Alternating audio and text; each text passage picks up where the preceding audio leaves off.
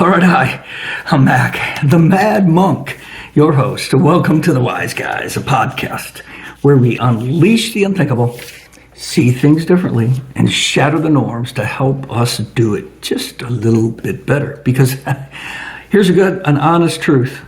The old gods are dead. Lowercase gods, right? And the new ones haven't even shown up sober. So we forge our path in the chaos with reverence, with rage, and a flask full of grace.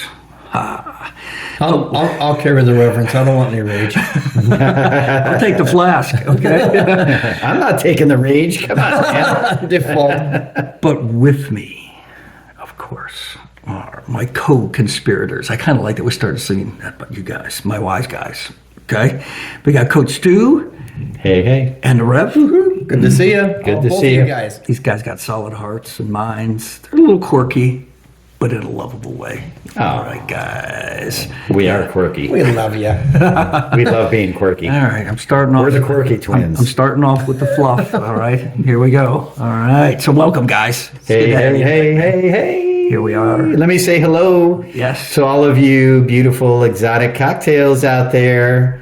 You could be quirky with the Rev and I too, if you want. Welcome to the quirk zone.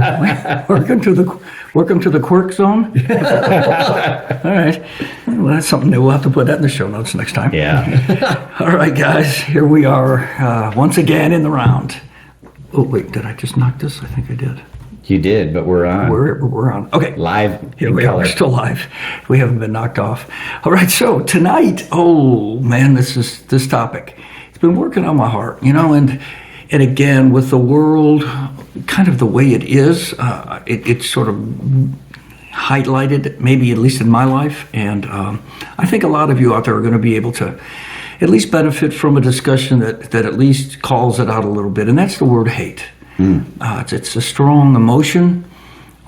It's a word that can get us really riled. Our pre-show is only 2.5 hours long to wrestle with it. Trying to deal with it and frame it. But I think it's going to be really helpful, not only for you out there, our listeners, gang, but us as well. Because we can all benefit from a conversation like this. And let's just keep one thing up front and center, and that's we want to try to have any conversation that we have in this podcast to get you to think differently about the normal stuff that you go through every day, and you categorize it a certain way. It's part of your worldview, and maybe there is a different way to frame it, a different way to look at it. All right, and so hopefully this episode tonight, when we talk about hate and hating, maybe we'll give you cause to step back and go, I never thought about it. I always love, Mac, that you pick topics with the intent that it's meaningful. And that maybe it can bring a little bit of hope to the world. I hope, I always find your heart is very there, even if it's a difficult subject. Yep. And not only meaningful, Rev, but it impacts everybody. Yes. Mm-hmm. I mean, everybody either knows what hate is or has experienced it. I'm sorry if you have. Right. But everybody can relate to this topic. And so we think it's important to address it so we can learn how to do it better. But we first got to talk about it. We got to talk about what it is first, right? Yes. I mean, there's hard to solve a problem if you don't even know what the problem is, right? So, or if you don't even acknowledge that there is a problem. That too. Right. If the teacher is in the room, let's talk about it. Yeah. So, stick with us. Stick with us in this episode. We're going to add, this is the 1 week. I don't think I'm going to say something like, let's have some fun with this, gang. I mean, it doesn't quite feel right to say that about this topic. All right. But that's all right. We're with you. We're going to wade in. All right. Where's to the wise? And we were talking about this in the pre-show.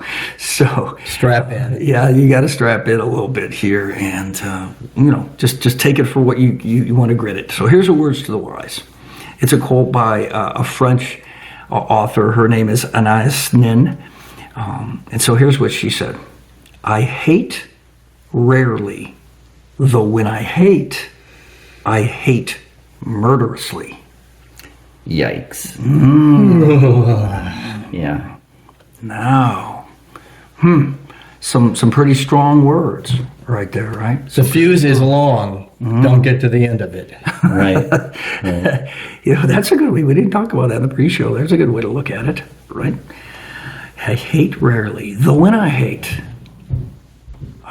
murderously. And again, that's an expression. It doesn't mean she's going out and killing people, right? I mean, you guys, it's an expression of high.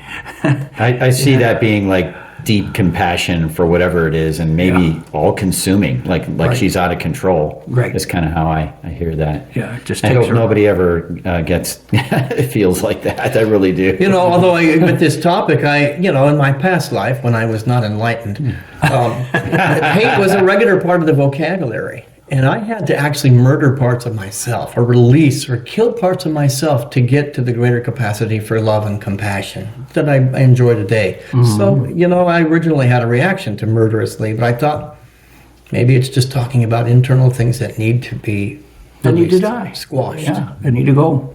Need to be released and moved on. Yeah. Well, again, it's sort of I picked this one because it sort of sets the stage for, I don't know, the gravity of the situation, the gravity of the topic. All right, it can go lots of different places.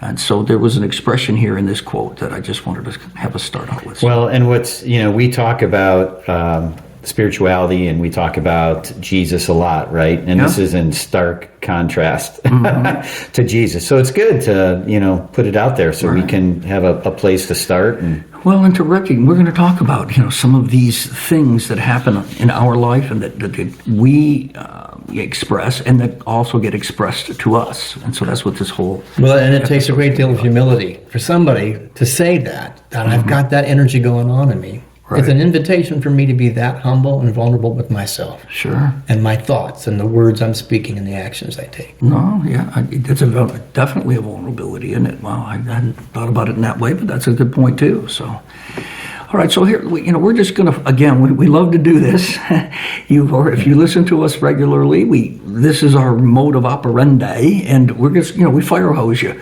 We're going to give you a bunch of little nuggets. We're going to talk about hate. How does it manifest? What's it look like? And we may come up with some things that you hadn't looked at that way. That's one of those think differently's. We hope that happens. And at the same time, it's probably maybe some common stuff as well that you're going to nod your head and go, well, yeah, I may have done that in the past, or I might have experienced that in the past. So it's all the above. So let me just say, Mac and Rev, I just want to encourage everybody to stick around. Yeah. Right? I mean, this isn't going to be comfortable. It's not meant to be. Mm-hmm. But we're here with you. Right. Walking it with you, right? So, exactly. So let's get through it, and I think life will be better on the other side. Amen. Yep. Amen. Amen. That'll preach. All right. Saw that one coming. All right. So here we go. Let's just let's just sort of jump in the deep end here. Okay. Hate. A lot of times you can speak about hate when it comes to ourselves as our shadow. It's that real true self sometimes that we're down deep in there, and it can start first and foremost with just hating ourselves. That we may not express it that way, but we're down big time on our own self, let alone trying to hate somebody else, right?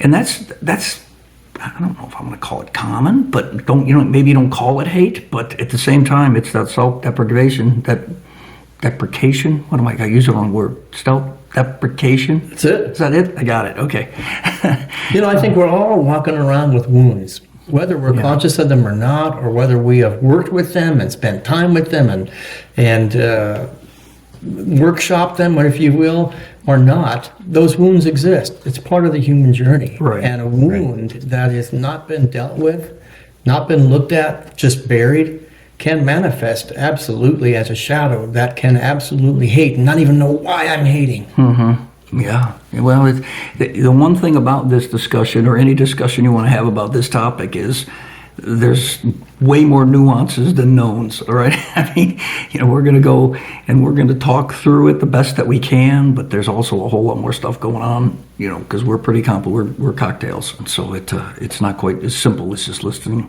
But I think everybody can relate to this. Everybody has hated something about themselves. And I gotta just explain, like, you guys know, and we talked in the pre-show, like, I don't even use the word hate.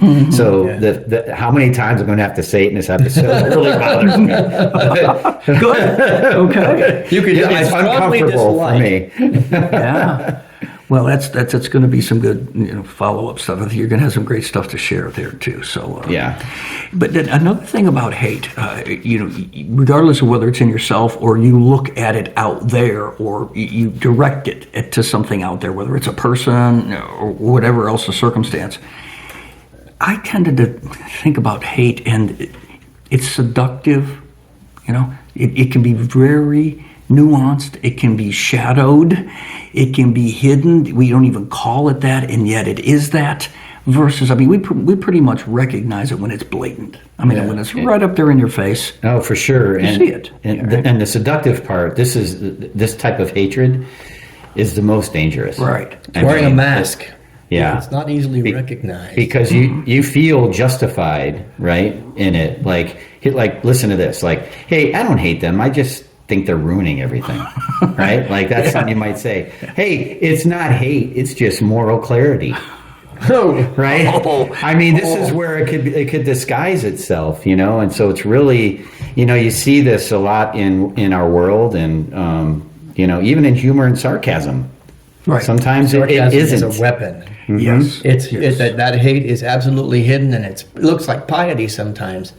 It looks like a greater than, less than a judgment, that I'm on my high and mighty moral war horse, and I'm subtly tearing people down around me, but look at me, I'm a good person. Well, and here's another thing that's dangerous about this, and Jesus talked about this in the Bible, is it camouflages itself as the truth. Yeah. So you may not even realize that you're doing it, that you Right. have this hatred. Right. Because you may think it's the truth. Yeah, well, yes, and it actually makes me think of a meme that I did a while back. That I said, "Be careful how tightly you hold your truths." In this case, I was talking about truth. It's a short little jump from white knuckles to bloody ones. Yep. So we all have to be conscious of how close we are to that. The Rev was talking about this in the pre-show, and we'll flesh it out a little bit more. The edge, right? We all have those edges, and it's different for each one of us, and we'll talk about That's that. when we have to ask the question. When we're on the edge, the knuckles are feeling white, and my face is getting red. What is going on inside of me? Not what's going on outside of me. Right. Something's happening. It's a trigger. Yep. If I'm so angry about something that you guys did, I've got some healing to do on the inside. The wound is showing itself. I can either suppress it, or I can deal with it. As I say, hug the monster. I love the dragon, right? Yeah. Well, and we're talking about both sides of the coin here too. There's the inside, and then it also can be applied as it comes to us, and that how can we understand other people better? If we've done the internal work as we look in the mirror, and we're starting to name this, and we're starting to get, at least not get a handle on it, but at least we're addressing it. Then at the same time, we can more easily see it in others, not so that we can then beat them over the head with it, so that we can also come alongside when we see these things and help each other in the whole deal as well, right? Right. When I see people who have managed, their emotions in control, I want more of that. Right. How did you manage that? Maybe it looks like a discernment. This is what I like. This is what I don't. But it hasn't gotten out of control and gone unconscious, Right. where it becomes, I believe, hate. Yeah. Well, and where do these things come from? Right. In our life, where do these things come from socially? Where do these things come from religiously? It's all a mixed bag out there, and so you can start with an idea maybe that you can ask the question: well, does God hate? Is God capable as an emotion of hating? Is there a theological basis for hate being okay? Some people believe this. Yeah, I was going to give the Coach Stu answer. Yes. No. No. Does God hate? God No. does not hate, cannot hate, knows Right. nothing of hate. Yeah. Okay. But at the same time, we do see that word, especially if you're a Christian and you study the scriptures, and you're going to see that word in the Bible, and now you really have to understand and go peel the onion back and do some context work, all right? Because the minute you give God the ability in your mind, okay, to hate something or someone, now all of a sudden a lot of us will take that as permission to do the same, right? Right. And we just got to be really careful, and we talked about this for years. So, one of the little isms that has always bugged me, right, it's always just set me off the wrong way, is this statement that says, well, hate the sin but love the sinner. How many times has everybody out there heard that? I've heard that, yeah. And I've always said, that's impossible. I mean, Right. for me anyway. I mean, I don't think you can put them both in the same sentence like that. If I'm going to hate your sin, I'm already unleashed to hate. All right. Where does that take me, and where does that go? How much discernment can I even control it? What people don't realize is the sin you're talking about gets kind of tangled up in the person's identity, Absolutely, and their humanity. So Yeah. by saying that you hate the sin, you're kind of saying you're hating them, right? Well, that's my point.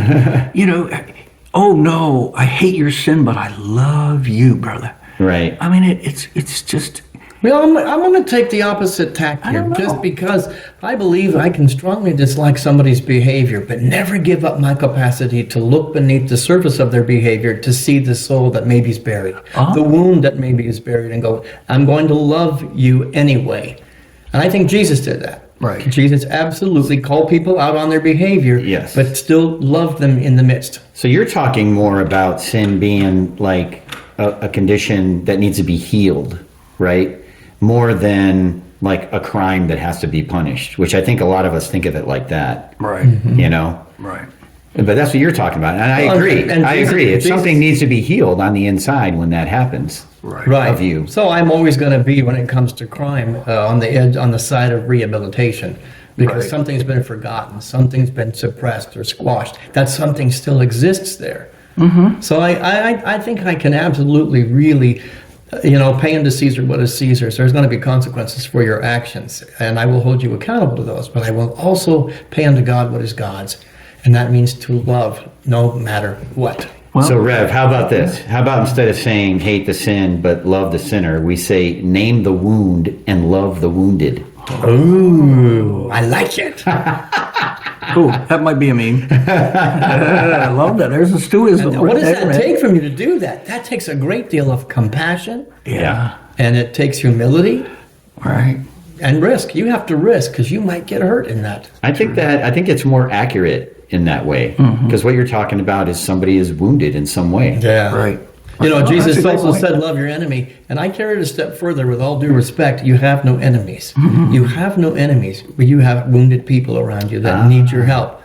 There's, of course, in Miracles says that everything is love or fear, and you can boil it all down. And if you look for the wound, there's a fear there. Hatred is based upon fear. Right. Well, Interesting. that gets back to naming it. I mean, you got to confront it. You got to name it. You got to, it's you.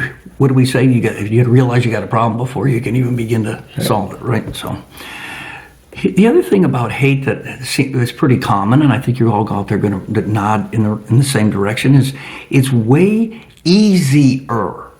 Easier. I didn't say easy. All right. Easier to quote hate or have disdain or however synonym you want to stick in there with it. Right. When you can do it as part of the herd. When you have the common, you have that common worldview, that common energy, and wherever it's directed and however it's handled, you get complacent. You don't even really necessarily recognize it enough to call it hate because everybody else is doing it around you. And so now you almost feel It righteous seems okay and because justified. everybody's doing it, right? It's that age-old thing, right? Yeah. So can hate manifest as comfortableness? I'm just comfortable. I'm going to go along with the crowd and the herd because that's comfortable. Right. Right. Yeah. Well, that's a very I've got to passive. step out of the herd mentality to go, this person might be hurting. There might be a wound here. Why don't we explore with compassion and love what's going on the inside as opposed to just making them the other. Right. So here's your PSA. Here's your reminder. You two know this because I say this all the time, but we're telling everybody listening to us out there right now, everybody that you come across has a story. Everyone. So however they're interacting with you or whatever you see them doing, if you think that first, you might have a whole different feeling about what's happening in that situation. True. Well, that's Right? great. Yeah, So is I like compassion that. the antidote to hate? Internally and externally. I'd say it, yeah. It can be I'd say one it, of them, yeah, for sure. Help me understand your story, brother. Yeah. Right. And maybe I'll change my opinion. Well, and again, that's harder to do when you have the pressure of the norm. I'm going Right. to call it of the norm thinking. You have to sort of, in order to do what you're talking about, guys. I see it as you're going to have to separate yourself a little bit from that herd, so that it doesn't influence you and kick you right back in the minute you begin to stray a little bit from again the norm. And again, it's not easy, that's for sure. But again, it's subtle. A lot of times you just don't even call it that. You don't even name it that, because there's way out. You're justifying it in all sorts of other different ways, and it doesn't seem like that anymore. But I think we talked about it, and we were talking. Stu was talking in the pre-show. Words matter. Okay, Yeah. Words matter. So when you use the word hate in the as it's defined, however that runs through everybody's grid, they all have a different. All of us have a different definition, if you will, the way that we grid that word. We have to be careful we aren't just casual with it. Right. And it can be very, very subtle. Yeah. I thought your story was a great Yeah, one. I mean, Right. think about it, people out there. I mean, how many times do you say, "Oh, I hate this food. It's terrible," or "I hate those shoes. They just don't look right on me." I mean, you say things that you don't even realize, but that word carries energy. And I shared with you both a long time ago. I decided I wanted to remove it from my vocabulary. So I don't, and this didn't happen overnight. But wait, let me ask you a question. Why? Because it carries an energy that I don't want to put out there, even if it's subconscious. Okay. It's typically not conscious when you say it. Like somebody may say out loud, I hate that music, and they may not mean anything by it but they're putting that into their consciousness, Drip. into their Drip. Yeah, and it's in their there, drip. I right? love So that. I didn't want any of that in my consciousness. I didn't want any of that energy, and I didn't want other people to get that from me. Right. So I spent a lot of time just figuring out other ways to say what I wanted to say, and it actually made me really learn vocabulary better. But it had me get a little more creative, and additionally, I also started to learn a little bit about myself. Like, what do I really think? Like, why? I'm saying I hate this thing, but why? Like, what's going on? Like, it just got me to explore myself a little bit more. So I learned more about who I was. So now that's what I'm saying. I mean, this episode is going to be the most I've used this word in a long time. Well, you're talking about hate can become normalized for you individually. You chose, I don't want it to be normal. I'm going to replace it. Yes. So we're doing this culturally. We're doing it as a collective. Absolutely. Hate has just become a word we toss out thrown around, like it's yeah. no big deal. And Right. there is energy. Yeah. And the more we use it, the more we get comfortable with it, Yeah. the more then we're comfortable with the actions that come from that energy. Yeah, well, don't take this lightly.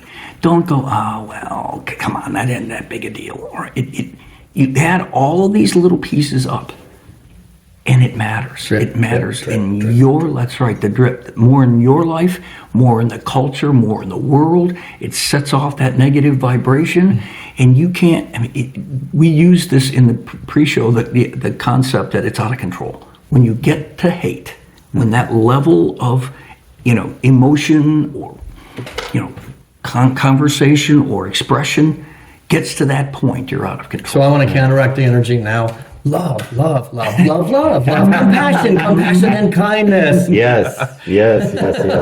But casual use of the word, be careful with that. And here's the thing that I love to always do in the episode.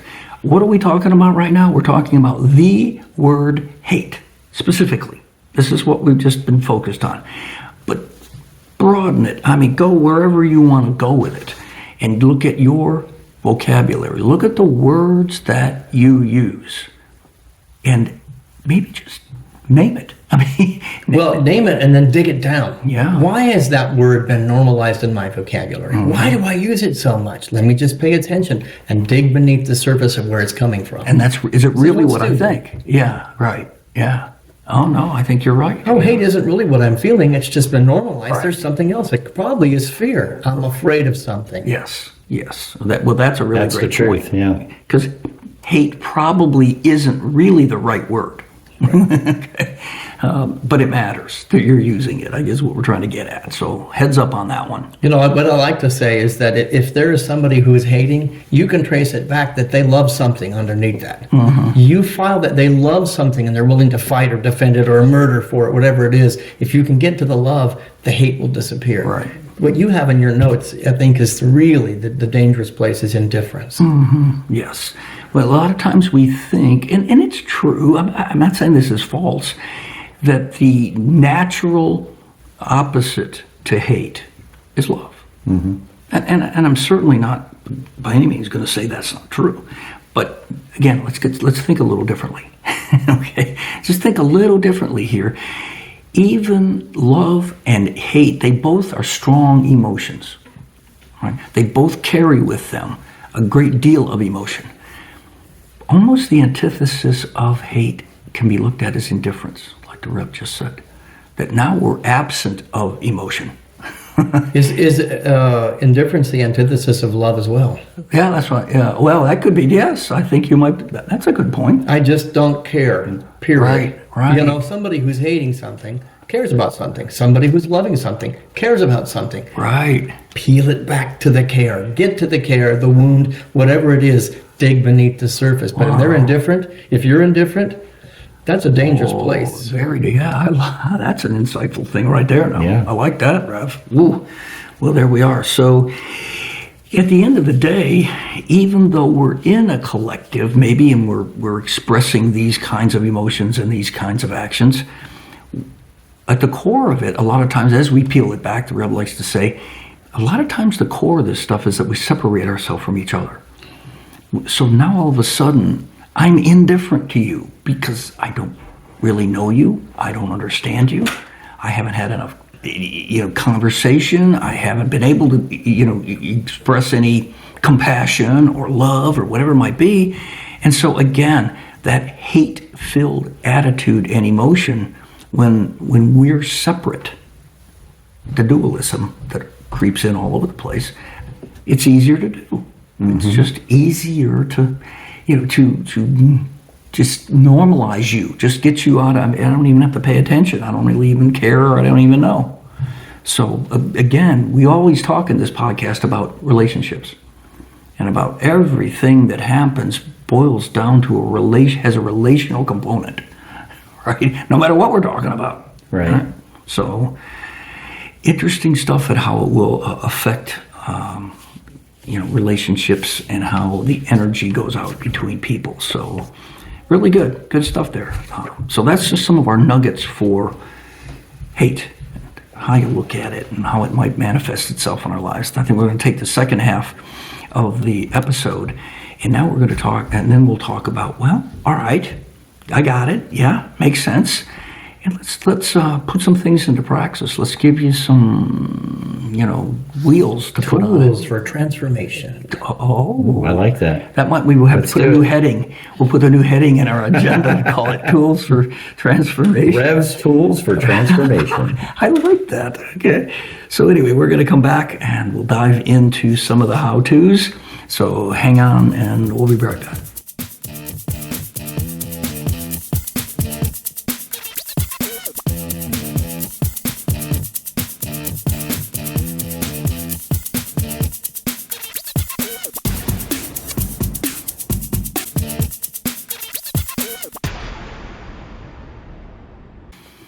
All right, welcome back to the Wise Guys, where in this episode, we are talking about hate.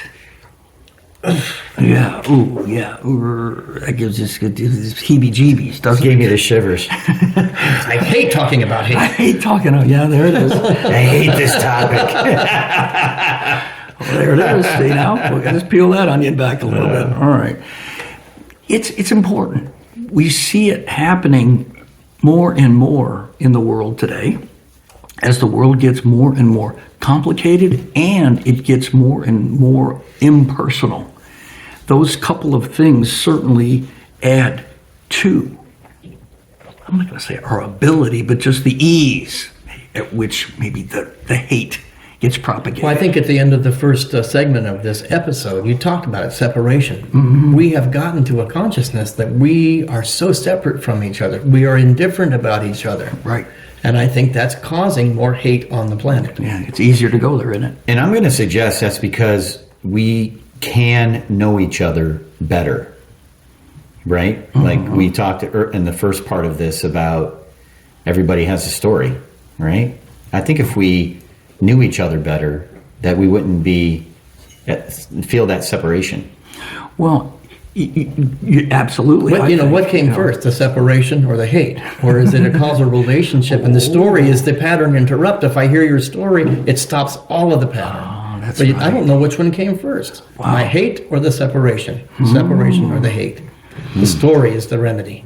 Well, that's exactly right. And it's easier. See, we all operate in all different ways, not just with this topic.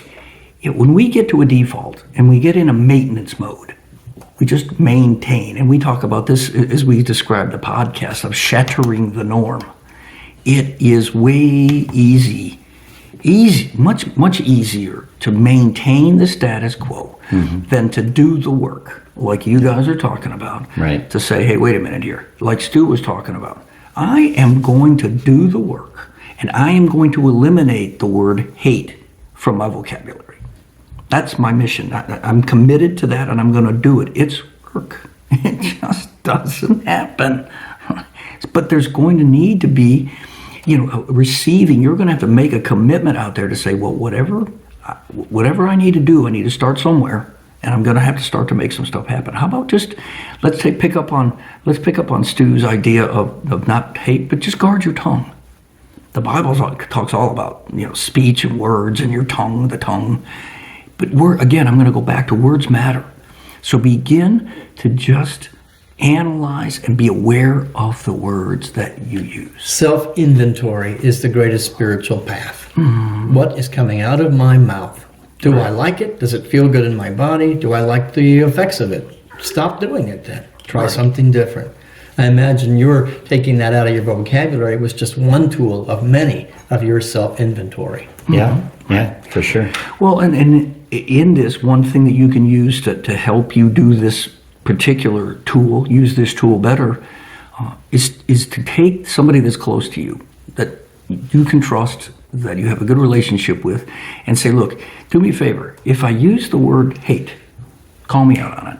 Yeah, ask me to say it in another way. Yeah, there you go. Because you have to learn how to do that. Right. Because you still have something to say. You just got to say it using different words. Good. Excellent. I like that. Okay. And again, pick another word. It doesn't matter, right?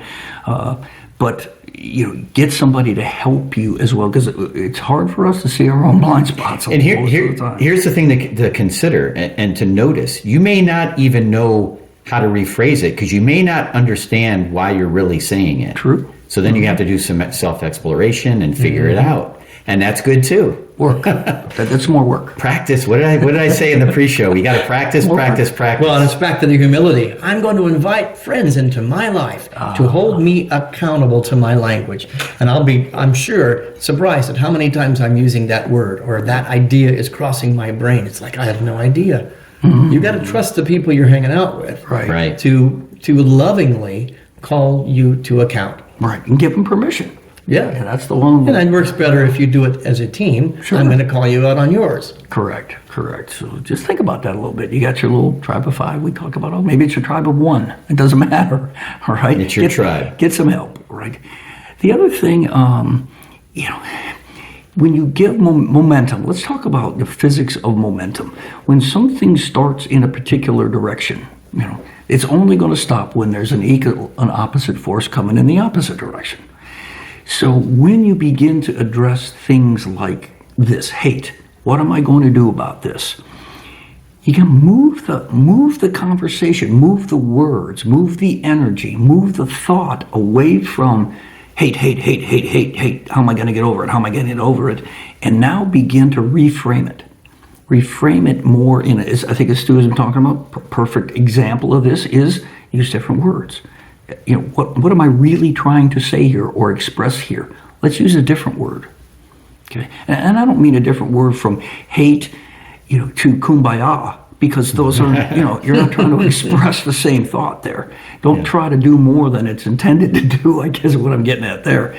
But pick a different word that lowers, it just, well, I shouldn't say lowers, it raises the vibration. Well, like earlier, we said something you might say and not even think about is, I hate this music, right? Mm-hmm, right. So maybe it's like, you know what, this music isn't making my feet dance. Or this music, I'm not feeling happy when I hear this music. It's something. I mean, it's going to be something. Right? Whatever it is. Well, the empowered place is, I choose to not listen to this music. Right. Period. That's the end result. But I think what you're asking is tiers of peeling back, again, the banana of the hate. And I wrote words like, okay, I'm feeling angry. Mm-hmm. That's progress. I'm gone from hate to I'm feeling angry, or I'm feeling hurt, and then explore. So then there's the self-inventory. How did I get to hurt? Mm-hmm. Probably there's going to be fear at some level. Right.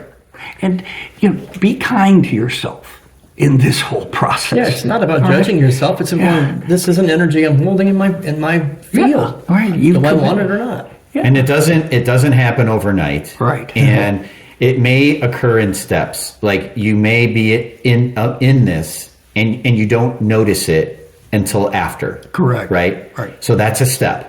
Mm-hmm. Right. Okay. Sure. It happened. I didn't catch it, but I did after. And then the next time it'll be like, ooh, I'm catching it. Oh, but I'm still saying it. Mm-hmm. Right. And then the next time, like I caught it and now I'm not saying anything. Right. So it's going to be steps until you get to, okay, here's what I really think and here's what I'm going to say. It's a lifetime course. So it's practice. You got to practice it. Yeah. Well, what you're really saying is minimize. Mm-hmm. It goes from this level, I'm speaking at every fifth word, right, whatever, to, now it's every fourth word. Now it's every sixth word. Now it's every eighth. And then you might drop back. But the point being is you typically aren't going to go from, like you said, use it a lot to not use it at all. It's a process. Right. And be happy and be comfortable and be gracious that you are minimizing it along the way. Because you're learning about yourself. Right. You're developing a higher consciousness in doing this. We talked about that last week, right? Right. The consciousness. So you're developing a higher consciousness by doing this. Correct. And you're understanding yourself better,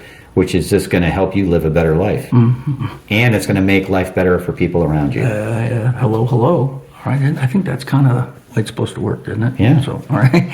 At the same time, you also, when you recognize this stuff in yourself or in other people as it comes at you, one of the first steps that you can take in learning how to put wheels on this is detach from it. Don't give it the significance in the beginning. Just let it set, whether it's in yourself or whether it's coming, from outside. Detach from the emotion. And you can look at it, you can view it, you can mull it over, you can come up with a plan for it once you're no longer... I like to use the term, I'm becoming a dispassionate witness. I'm witnessing my life, I'm witnessing my reactions, I'm becoming a conscious observer to my behavior. And that means stepping aside into my spirit, looking at my humanness with compassionate eyes. Where is the root of this? Where is this coming from? Right. It's not easy to do. Again, it's practice. That's what I was going to say. I did it for 2 seconds and I'm back in it. Okay, tomorrow I'll do it 4 seconds. I was just going to say, guys, this is not easy to do. I mean, but it will make a huge difference. I'm not saying don't do it. I'm just saying it's not easy. I don't want anybody out there to think, oh, this is like we talk about it so casually. You're going to fail. This is how we've been living our lives. Right. But yeah, and I failed plenty of times to be able to do what you're talking about. You're right, man. And affected a lot of people, in my life. And if you're on a growing path, you're going to fail again. Okay, I feel like I'm not using that word anymore, or I'm not in that energy anymore, until on my growth path, my spiritual path, suddenly somebody shows up. Ooh, I'm right there again. Okay, I'm still growing. So you know what the coach says: we don't fail, we don't lose, we just learn. So that's what we're doing. Is hate a teacher? Is anger, judgment? Are these just our teachers? I think everything is, but yes. So yes, to me, Yes. And then there's a perfect example of how you need to reframe it. How you need to reframe a negative, a murderous word that gets used in front of you, and say, okay, let's turn that a little bit. Let's turn that and still deal with it. We're not going to just ignore it, but we're going to reframe it differently. And in order to reframe it, you've got to become that dispassionate witness. You've got to step back and go, okay, what's going on? I like that dispassionate witness. I like that really. The best way to do that, by the way, people out there, if you're like, how do I do this? Take a deep breath. If you're still not there, take another deep breath. This works. I'm telling you, this breath works. reminds your body it's not going to die. It reminds your mind you're safe. It reminds your heart you're okay. Right. Yes. It's that same old adage you can apply just about anything. Just keep breathing. Would you just keep breathing, please? Just keep swimming. Just keep swimming. And in all of this, as we start to wrap this up a little bit and bring it to a close, as it's a death and resurrection process, to use a more biblical example, if you will, that you, me, all of us, I'm not pointing the finger out at you, the collective us, all right? We will die to these bad patterns, these old patterns, these destructive ways that we think and look at things. And when those things die, we go a lot of times into this place called liminal space. We've talked about that in history a lot of times.